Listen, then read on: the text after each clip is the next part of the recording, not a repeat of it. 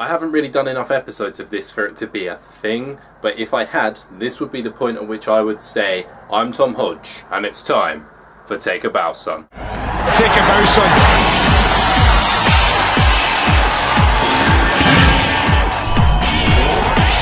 Take a bow, son. Top story this week is what I would say if I was on the bugle, but I'm not. So instead, I'm going to say one of the biggest stories to rock the world of football in the last few weeks has been the fact that Barcelona have been banned from making any transfers for the next 2 transfer windows because of breaking laws relating to scouting under 18 players. They've also been fined a negligible amount, but not interested in that. I'm interested in the ban. Because they're still able to sell players, they can still bring in money, but they just can't turn that money into other players, which is slightly worrying for them because 2 of their long-established veterans, Victor Valdez and Carlos Puyol, are both leaving this summer, and they're not able to replace them. The most fascinating thing for me is that Barcelona are getting in trouble for the way in which they source their under-18s players, because the Barcelona Academy is famous for bringing through local young talent. Even if they don't make it at Barcelona, they make it elsewhere. Obviously they bring in players from overseas as well, but I personally had always assumed that they would carefully scout them and then come to arrangements whereby they would help their parents move to Spain and find jobs and things in order to help ingratiate these young foreign players into the wider Barcelona community. I didn't realise that their youth recruitment policy was a bit less careful scouting and a little bit more, here we are, children, come and get your lollipops. come on everybody, let's go get some lollipops and ice cream.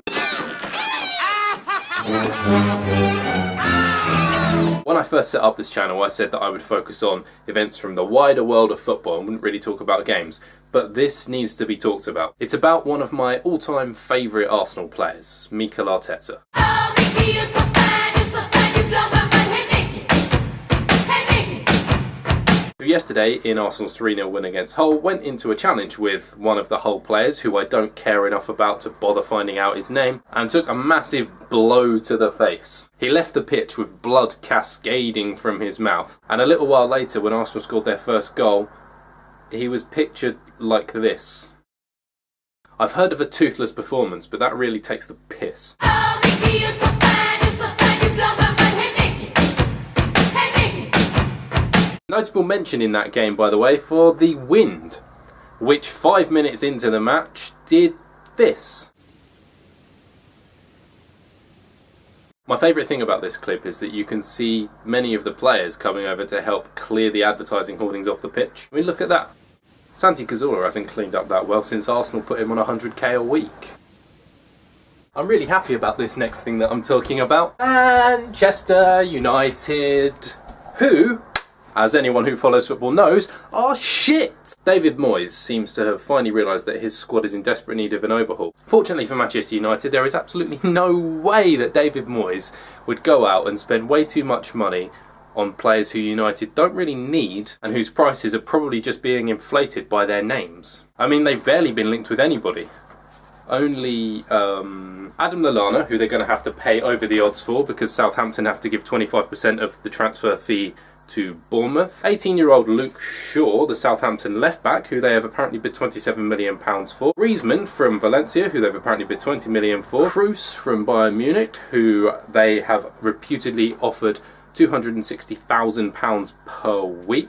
Emil Heskey, Stan Collymore, Nat Lofthouse, the captain of my local pub team, and Mussolini. I'd be the first to agree that the Manchester United squad is in desperate need of an overhaul, but buying those sort of players is not so much polishing a turd as putting a turd in a tank, filling it with formaldehyde and then using it as an exhibit in the National Gallery. It's come to the part of the show where I reveal who I am telling to take a bow, son, this week. I've kind of surprised myself with this one because it's not someone who I am a fan of in the slightest. They are not affiliated with a club for whom I feel any affinity. In fact, it's a club that I despise with every fibre of my being. And no, it's not Spurs. There is a special place in hell reserved for Spurs, and no one affiliated with that club will ever be invited to take a bow, son. Instead, I am inviting the manager of my second most hated football club of all time to take a bow, son. Ladies and gentlemen, Brendan Rodgers. I wasn't going to nominate him. However,